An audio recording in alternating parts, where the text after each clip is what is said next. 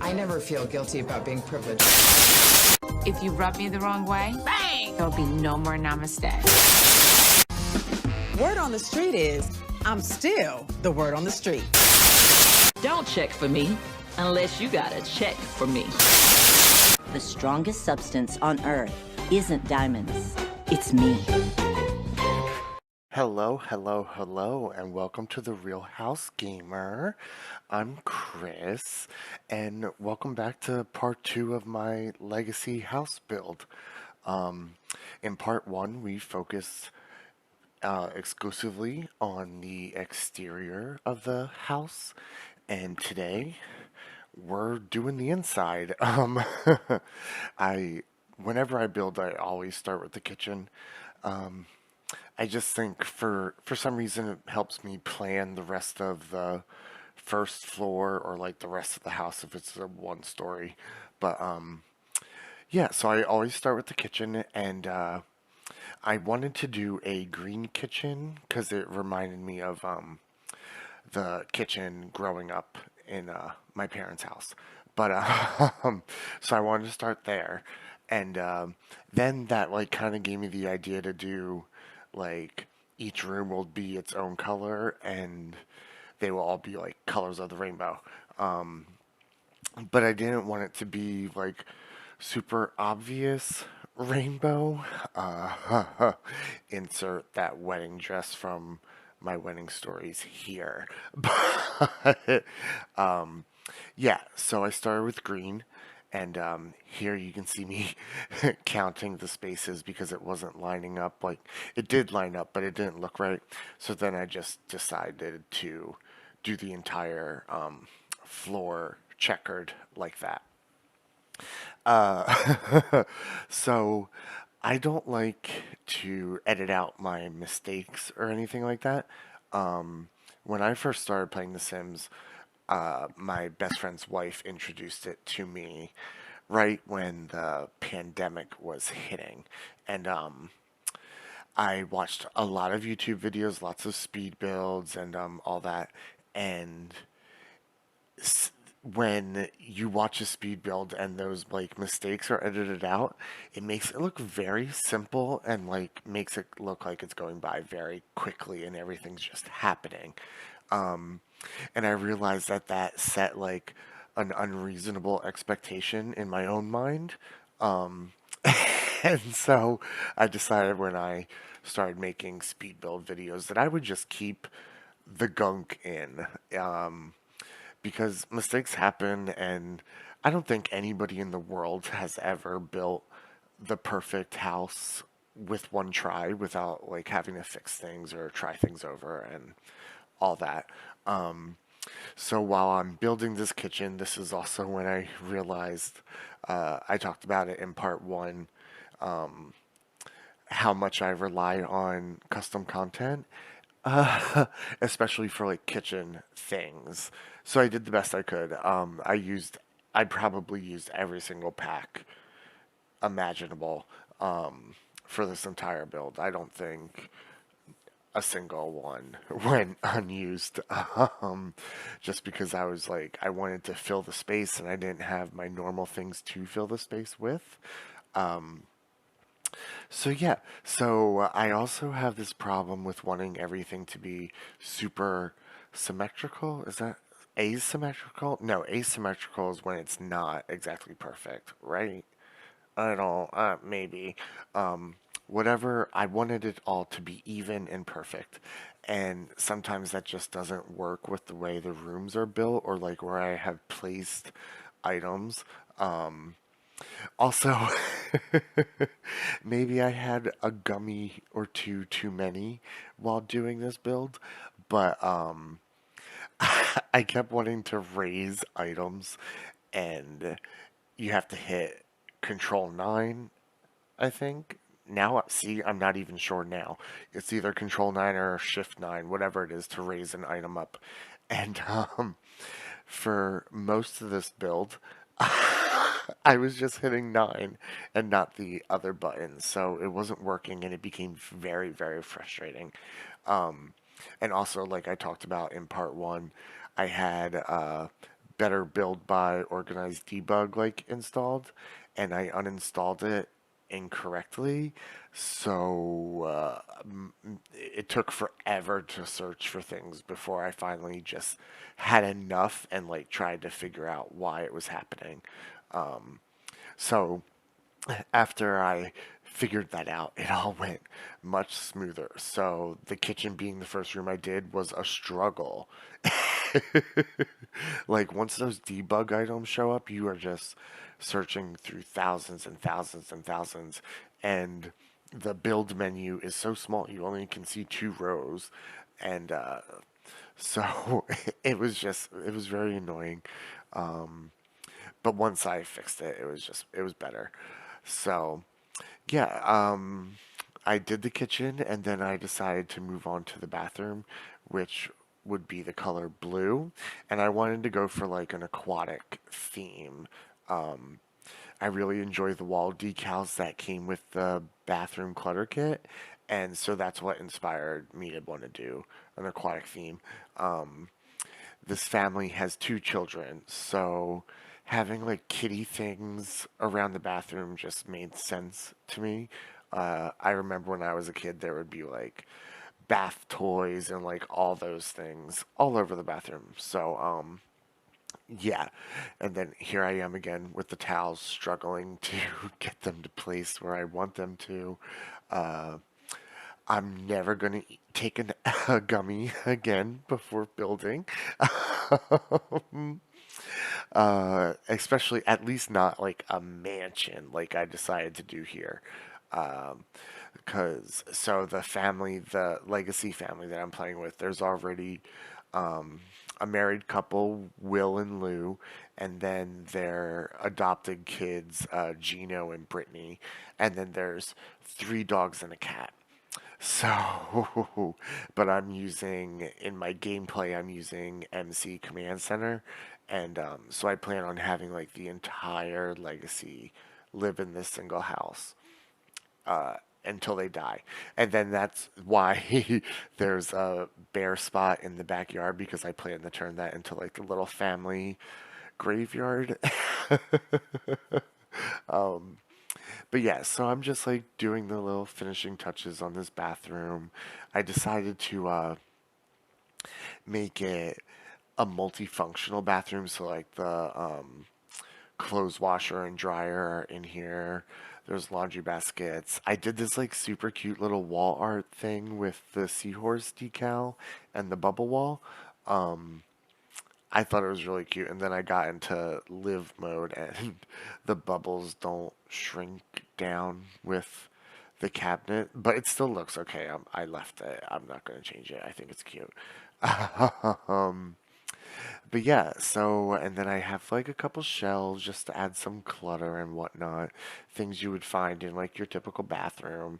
And then, of course, because it's the aquatic theme, I had to do the gnome with the tube around it.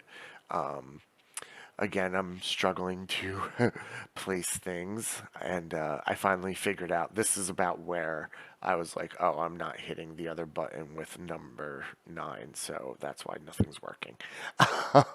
So I figured that out, but then like things were just slotting where I didn't want to, and it just became super frustrating. I keep trying to remember to download that shelf that everybody uses, like the CC shelf, so you can place things where you want them. Um, After not having it for this build, I have learned my lesson and have since downloaded it, so it is in my game. um, I think that would just make things so much easier. These lights I use, I really like them, but I'm also a person who likes bright colors and stuff.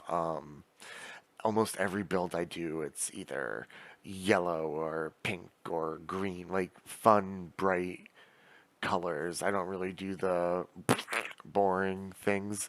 So here we are moving on to the children's room, and I use this color orange because growing up my room was orange, and my mom always called it Charmander orange, and this was the closest I could find in the game, but it's pretty it's there.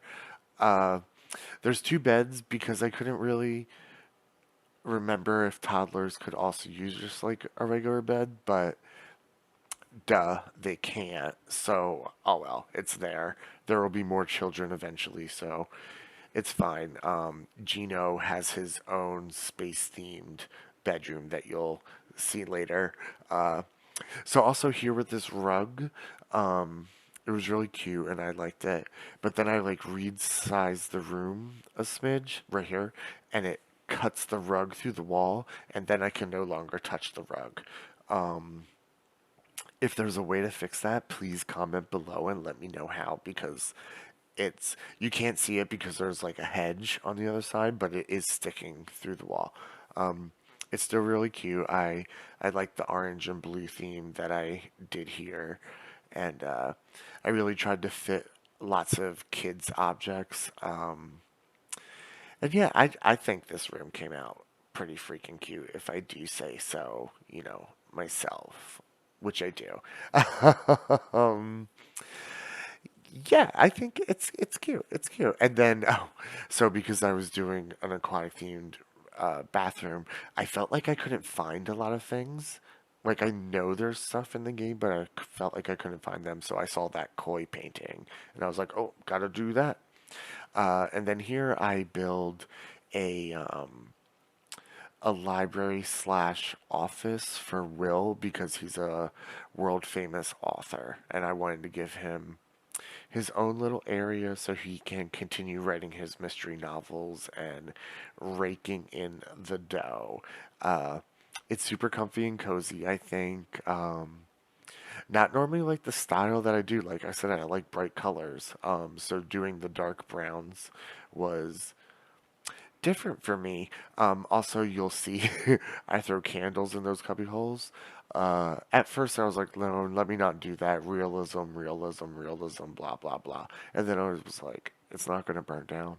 It looks cute, so I'm going to do it. And I did. I left it.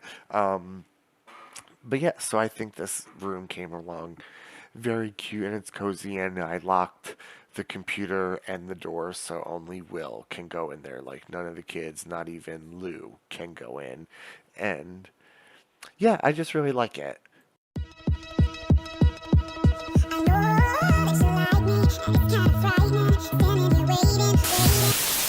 RuPaul's Drag Race, Style Joe and Jans. RuPaul's Drag Race, may the best woman win. So I guess I'm sure you could have guessed that we're going to start the television portion of today's episode off by talking about RuPaul's Drag Race. So we're going to discuss last week's episode, where it was like a design challenge, and we will get into it, but the episode started with the reading challenge, which is my favorite mini challenge. I'm pretty sure it's everybody's favorite mini challenge. Like, it's just very fun, it's funny, you will legit laugh out loud and blah blah blah. It's great. Of course, this reading challenge was affected by the shorter episodes. I think every queen except maybe Lucy got one joke. I think Mistress maybe got two. Anitra, darling, we know you want to walk that duck, but you could ditch the beak now. Lucy LaDuca. Yeah? After hearing you sing, I think I understand homophobia. But it wasn't a lot. Robin Fierce, white laugh. It just felt very quick, but Lucy was hysterical. Like, she definitely deserved to win that mini challenge. She read them for filth. My favorite one was the read she did for Mistress about, like, it's not her fault she wears kitten heels. They started off as stilettos. I lost it. Miss Malaysia, I really think you should commit to the name Malaysia and disappear like that flight. Selena Esteris. I think we can all agree when I say Yolanda shot the wrong Selena. Mistress. Now, I know we all read her for those kitten heels, but it's not her fault. They start off as stilettos. That's it. Oh my God. Thank you, Ru. I also thought Lux's read against Marsha was hysterical and like super clever. It was like, Marsha, we can tell you shop at Marshall's, or like something like that. It was very funny. Marsha. You know, looking through your closet, it looks like you got everything from Marshall's. And Sasha Colby was also hysterical. Mistress Isabel Brooks, initials MIB, which in her case stands for Major Intestinal Blockage. Anitra, your name sounds like the insurance company Lucy had to call to pay for that shoddy facelift. And yeah, I just wish we got to see more of all of them. It felt very short and very quick. So then we like move on to the challenge. And so like the challenge was they were split into teams and they each had to design looks based on like the house of Michelle Visage, the house of Carson Kressley, and the house of Ross Matthews. Like, so I think Michelle Visage's patterns and stuff was like leopard print, purple, velvet, like that type of stuff. Carson Kressley had like plaid, horse girl realness fabrics and things like that. And Ross Matthews had Saint Tropez was like, I think that's what it was. And it was just, I don't know, I don't really enjoy design challenges. If the themes were a little bit more exciting, I probably would have gotten into it, because there have been some fun themes before, but these just really weren't. Whatever. But Spice, I just really like her. She's self-aware, she's in on the gig, and she's just having like a great time. And that like when she walked the runway and she's like, I'm giving you hot couture, more like hot glue. Like, she knows, she's aware, and I find it very endearing. Lux, of course, looked phenomenal, and that's why she won, very deservingly so, I think. The look was just so simple, but also so elevated, and I just really loved the purple, the zebra pants. It was, and the fact that she made those pants herself, like, works, sis. Jax, I haven't really been like the biggest fan of Jax. Low key reminds me of like the mean girls in school, like that were cheerleaders, which tracks a little bit for me.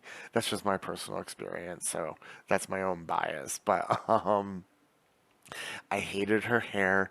I thought the outfit was like actually pretty close to being great. But what do I really know about fashion? I'm a t-shirt and jeans kind of gay, so I guess I really shouldn't be speaking on this topic whatsoever, but I'm going to, because that's what we are here to do. I also thought Anitra's outfit was fantastic. It was my favorite of the house of Carson Kressley. It was just all plaid, and like the only type of plaid I really enjoy is like when boys wear those plaid pajama pants. You know the kind I'm talking about. If you know, you know. But Anitra did this impression of Carson, and it sent me rolling. I don't know. I just found it super duper funny. Carson isn't here this week, but I hope he's out there somewhere doing this. I really like Anitra, and so then like Selena S. Titties, who I absolutely adore. I think she's hysterical. I didn't really like the outfit. It didn't do it for me. But that mug was on point, and the hair, it was just flawless. Like, so from the neck up, absolutely stunning. Absolutely stunning. And then, oh my God, Sasha Colby's look. It was this like J.Lo Versace dress, like Saint Tropez bathing suit with like what are they called? The things that go over you. A caftan? I guess a caftan maybe. Whatever. It was stunning. She looked flawless. One of definitely one of my favorite looks ever on any season of RuPaul's Drag Race. That outfit. It was so simple but so I don't know. I love her. I love that outfit. I've loved everything she's done on this show so far. And yeah, I love Sasha Colby. Sasha Colby for the win, as far as I'm concerned. Um, but I guess then we get to the lip sync, and the bottom two were Selena Estites and Amethyst. This is Amethyst's third time in the bottom, so the odds were not in her favor. And the lip sync song was Queen by Janelle Monáe, and I had never heard this song. It's a bop, though. Like, I definitely added it to my playlist after that lip sync. I thought they both did really well. Obviously, I think Selena's titties. I'm always going to say her full name. Don't ever expect me not to, because Selena S. Titties is just, it's fantastic. I think she embodied the song a little bit more, but I did think Amethyst did really well. Like, she's a great performer. But it was just kind of her time to go. So, like, it made sense, but she did great, but it was just, it was time. I hope in a few years maybe she'll be brought back for All Stars, and she'll have had some time to elevate her drag a little bit more and really just become a well-rounded queen, because she's hysterical and she can perform the house down boots. So, you know. And then this week's episode, so depending on when you're watching this, like last night's or whatever, I'm not going to go into it too much because I like to give you all some time to watch. It was a girl groups challenge, which is normally one of my favorite drag race challenges. They had to do either a hip hop song, a metal song, or a country song. And there was quite a bit of drama over who got to do the metal song, which is not something my gay ass ever thought I would hear in my life.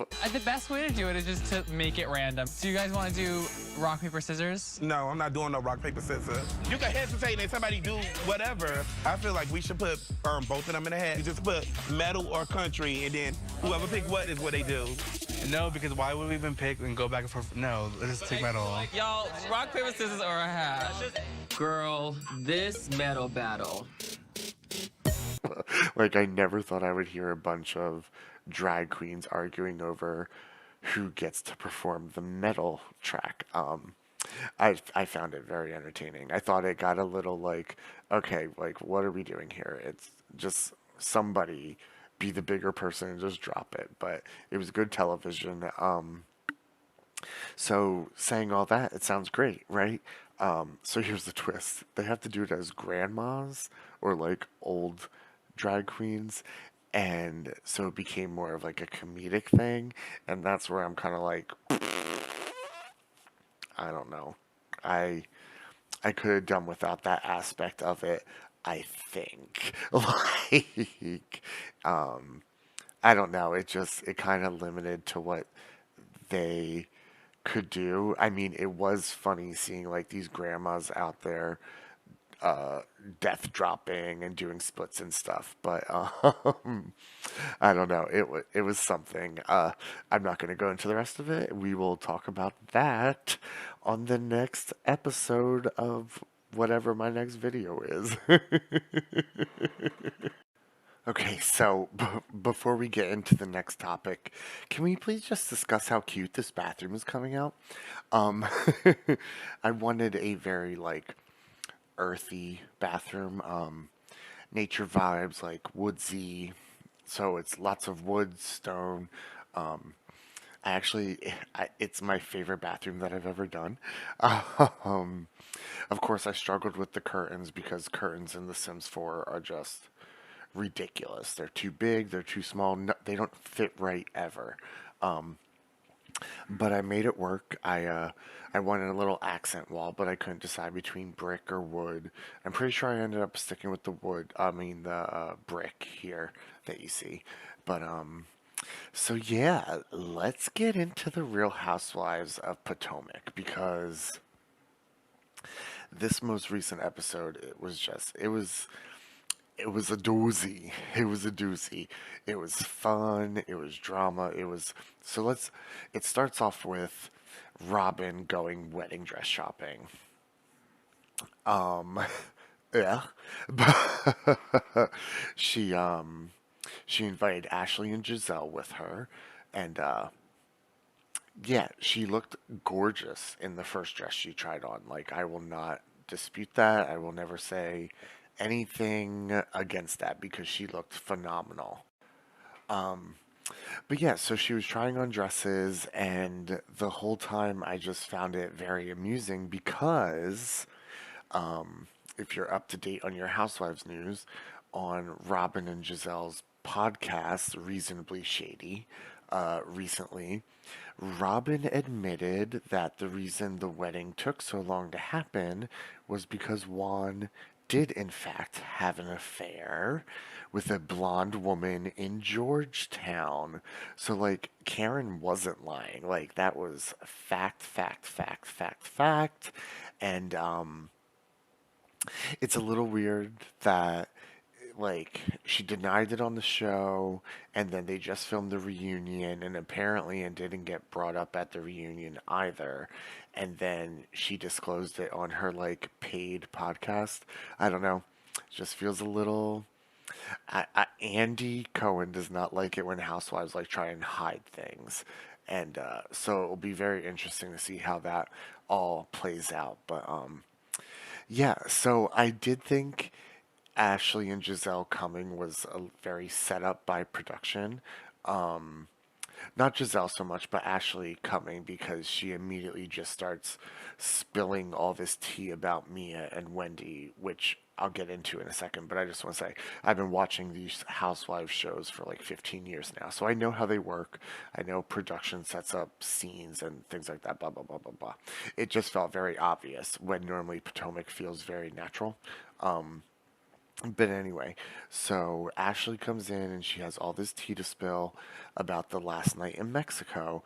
In the last night in Mexico, Ashley, Candace, Mia, and Wendy all went out partying and got really, really drunk and blah, blah, blah. And Mia and Wendy had like a flirtatious moment, as some people just do when they get drunk. Some people become very affectionate. You and Candace kissed? No. Oh, okay. Not me and Candace. Someone else kissed? Someone else did some vagina bumping? What's happening? I didn't say that. Mia was just admiring Wendy's physique. Okay, so Mia liked Wendy's vagina? Yes. She saw Wendy's vagina? No, she was saying how attractive Wendy is Okay. and stuff, and like, you know, that she was like Into her? Yes. Okay, and then did Wendy reciprocate? Wendy was intrigued. Oh. Hey, wait, let's get back to the vaginas. I know. So we went from throwing a drink on Wendy to liking her vagina. Uh-huh. Maybe that's why she threw the drink. Maybe. It's a little sexual frustration. Yes. Because they left together. I'm not really, I mean, they're both married, so that could be like the scandalous part of it. But otherwise, I don't really see the big deal. Like, I just think they were having a good time, and it is what it is. But Giselle, the way Giselle keeps talking about it and like using the word vagina, like it almost feels like a slur. Vagina? No, I know. Vagina? She was cookie. It's so odd. Like I don't know. I don't know what the deal is. Like she's trying to make it more sound more scandalous than it actually is, which she like later admits that like that's what she does. Like, like, okay, now I know the real story, but the story I'm going to tell is going to be even better. Okay, fine. I was spreading rumors that y'all had sex. Okay, I did.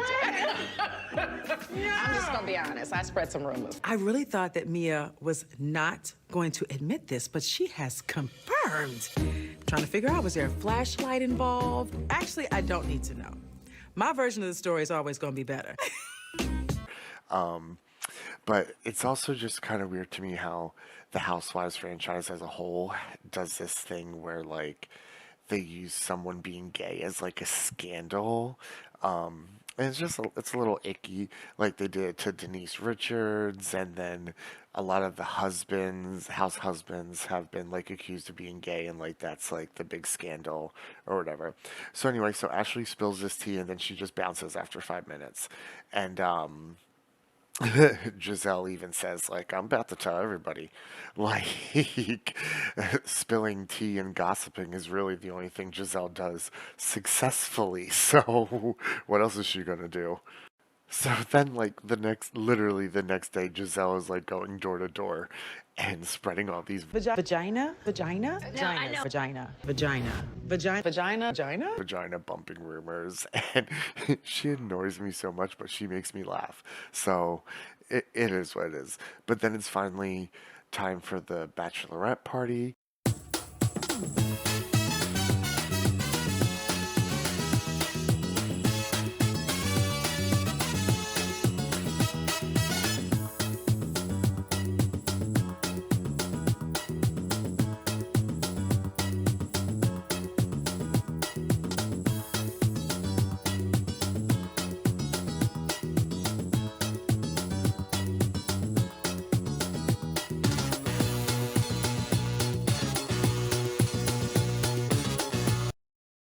Robin's bachelorette party, and she didn't invite Karen or Wendy. I survived that table shaking session. Okay. Then Robin comes to be fed. So what? There was a group chat Giselle sent out about a bachelorette party for Robin, but you guys are noticeably not on the chain. And, like, I get why. It's like her bachelorette party, she decides who comes and blah, blah, blah, blah, blah. But it's also an ensemble cast, and I don't like it when housewives get excluded from, like, group events. It just feels mean girl, but I guess it's the housewife, so it really is what it is. So they go to a high-class strip club where they serve steak and lobster, and they're getting drunk. Charisse gets trashed, and she just starts spilling all this alleged tea about Karen and whatnot, and it just comes across so thirsty. Feel about Karen these days? I don't really think about her. The thing that I don't like is that she lied. What is your issue with me? From day one, I never aired her. That's very true. So you're gonna assassinate my character for what? For what? When you know what you're doing. Right. In fact, the last time I was at a club, I was with that bitch, Karen Huger, the grand Tom. And the freaking girls disappeared. I hate friends that disappear. I have friends like that. No, Karen's MIA. They be sucking dick in the So we're like, where's Karen? When that girl drinks and gets drunk, it's on. It's on. She will stop. Whatever. Like, she's just so desperate to get back on the show, and I just don't know how the other women don't really see it. But Candace's reactions throughout the entire dinner, it was hysterical. She had me in tears. She's top tier housewife, like I said in my last video. She's just absolutely everything.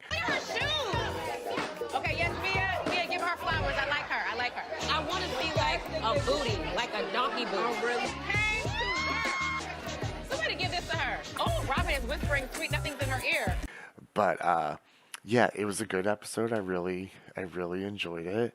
And next week is the season finale, and it's definitely going to be explosive, just based like on the trailer for it.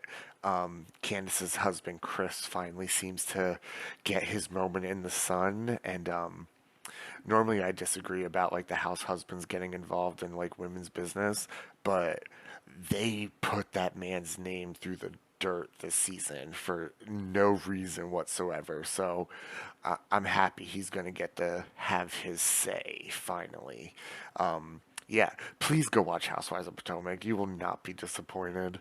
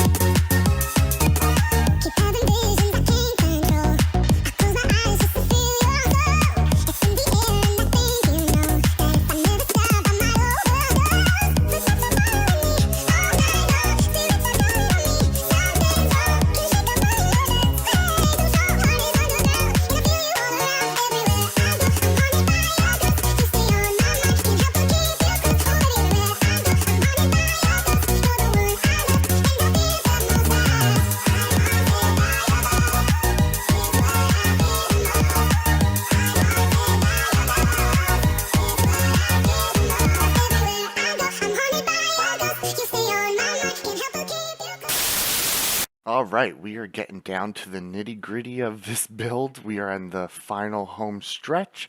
We are working on the basement. I basically just wanted to have like a bunch of like fun areas. So there's like a club, an indoor pool, like a changing room for the pool, and a home movie theater, which I really thought came out super cute. But we are in the music portion of today's episode, and not much came out this week, so all I really have to talk about is Shania Twain's comeback album, Queen of Me. I dove into Shania's discography earlier this year, and I really loved all of it up until I think the album was called Now, and then I was just like, meh, I don't like it. So I was a little cautious going into this album, but it is so good. Every single song, it's just like a complete reinvention for Shania Twain. A couple standouts were like Giddy Up, Waking Up Dreaming, which you just heard before this segment started playing. Best Friend, I really love. So shout out to Zach, Gabriel, Janet, and Eric if y'all see this. I love y'all. Also, I really loved Pretty Liar. So good. Never expected to hear Shania drop the F-bomb, but it was great.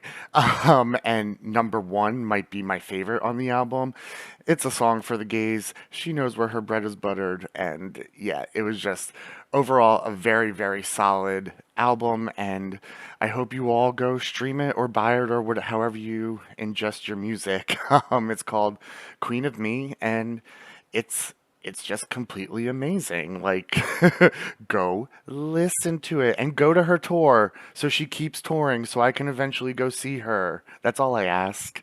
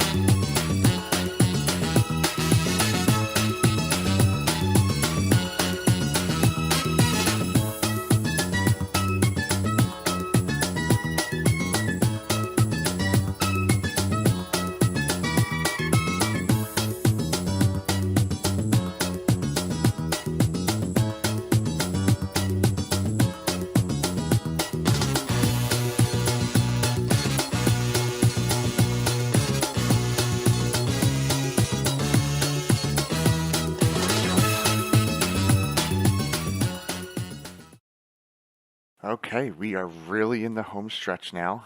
If you stuck with me for this long, I really appreciate you. I know these are long videos, but as I said earlier, I just don't believe in like cutting out the struggle bus parts. So it is what it is, but I will definitely work on making them shorter. But yeah, I really hope you guys have enjoyed this build and everything that we've talked about over the last 2 episodes. And if you have, please like and subscribe. It really means like the world to me. And if you could comment below with like your favorite parts of the build, it will help me know like what I need to improve on or like what I'm doing right. So, and I like that stuff. I am open to polite criticism, constructive criticism. If you're gonna just be a jerk, don't even bother. Don't bother, because I like what I put out. So, but yeah, I will see y'all guys next time. Bye. Oh, oops, I forgot to say. Make sure you stick around. Not for this video, obviously, but the next video, part 3, will be the final tour of this legacy home that I've been building, and I will introduce you guys to my Sims. Okay, bye.